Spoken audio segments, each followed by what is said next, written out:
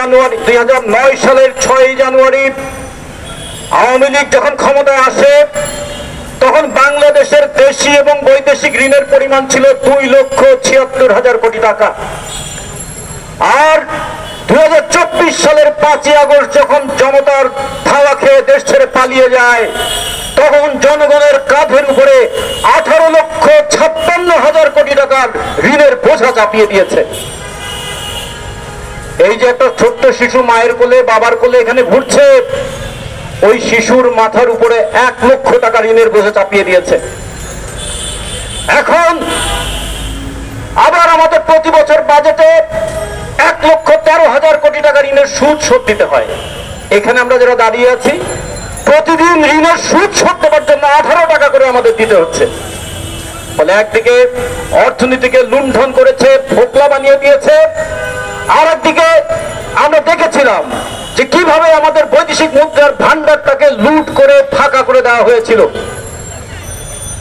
বিদেশি ঋণ তার পরিমাণ অস্বাভাবিক হারে কিভাবে বেড়ে গিয়েছিল। আমরা সেই দুর্নীতির হাত থেকে মুক্তি চাই শুধু নয়, সেই দুর্নীতিবাজদের গ্রেপ্তার হতে দেখবো সেটা শুধু নয়, ওই দুর্নীতি এবং লুটপাটের টাকা আমরা ফেরত আনতে চাই। প্রতি বছর $7 বিলিয়ন করে বাংলাদেশ থেকে পাচার হয়েছে। $4.5 বিলিয়ন জন্য আমাদের সাড়ে তিন বছরের 6 কিস্তিতে আমরা $4.5 বিলিয়ন IMF এর কাছ থেকে ঋণ নেব। সেই ঋণের জন্য আমাদেরকে কত শর্ত, বছরে 4 বার করে বিদ্যুতের দাম বাড়াতে হবে।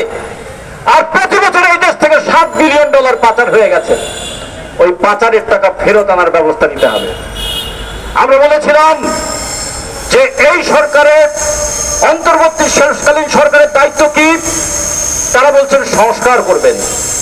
এর আগের আওয়ামী লীগ 15 বছর ধরে মুক্তিযুদ্ধের চেতনা কথা বলতে বলতে ওই চেতনাকে যেমন হালকা করে দিয়েছিল, এই সরকার যেন সংস্কার কথা বলতে বলতে সংস্কারটাকে একটা ফালতু কথায় পর্যবসিত না করেন। ফলে আমরা চাই কোথায় সংস্কার হবে। একটা দেশে ফেসিবাদ যখন প্রতিষ্ঠা হয়, ফেসিবাদের অর্থনৈতিক ভিত্তি থাকে, ফেসিবাদের প্রশাসনিক কাঠামো থাকে, ফেসিবাদের পুলিশ এবং সামরিক বাহিনীর এক ধরনের ভূমিকা থাকে, ফেসিবাদের একটা সাংস্কৃতিক মনন থাকে। এখন যদি ফেসিবাদী সরকার উচ্ছেদ হয়ে থাকে, ফেসিবাদী ব্যবস্থা যদি বহাল থাকে, তাহলে চেহারা পাল্টাবে কিন্তু ফেসিবাদের চরিত্র পাল্টাবে না। আমরা সেই চরিত্র পাল্টানোর কথা বলতে চাই। প্রশাসনের সংস্কার করুন। যিনি 78,000 টাকা বেতন পান, তিনি তার 3 সন্তানকে কিভাবে ইউরোপ এবং আমেরিকাতে লেখাপড়া করতে পাঠান। এই সচিবরা তো এখনো সচিবালয়ে আছে, তাদেরকে বিচারের আওতায় দাঁড় করানো হয়েছে।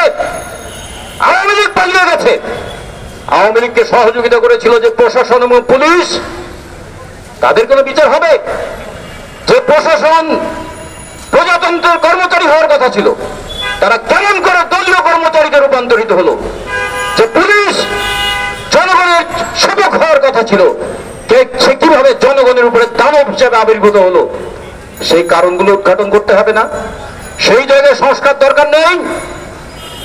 আর দিনের ভোট রাতে বলি, বিনা ভোট বলি, অথবা ঘোষণা দিয়েই নির্বাচিত হওয়ার নির্বাচন বলি, এই নির্বাচন যারা করেছিলেন, যে নির্বাচন কমিশন গুলো, তাদের কোনো দায় নাই, তাদের দায়িত্ব নাই। ফলে যাওয়ার সময় ভালো মানুষের মতো বলে গেলেন তত্ত্বাবধায়ক সরকার ছাড়া নির্বাচন সুষ্ঠু হবে না, একটা আমরা সংখ্যানুপাতিক নির্বাচন চাই, এটা করতে হবে। এই কথা তো আমরা বাম জোটের পক্ষ থেকে শুরু থেকে বলে এসেছি। দলীয় সরকারের অধীনে 12টা নির্বাচন আমরা দেখেছি, দলীয় সরকারের অধীনে 7টা হয়েছে, প্রত্যেকটাই ত্রুটিপূর্ণ।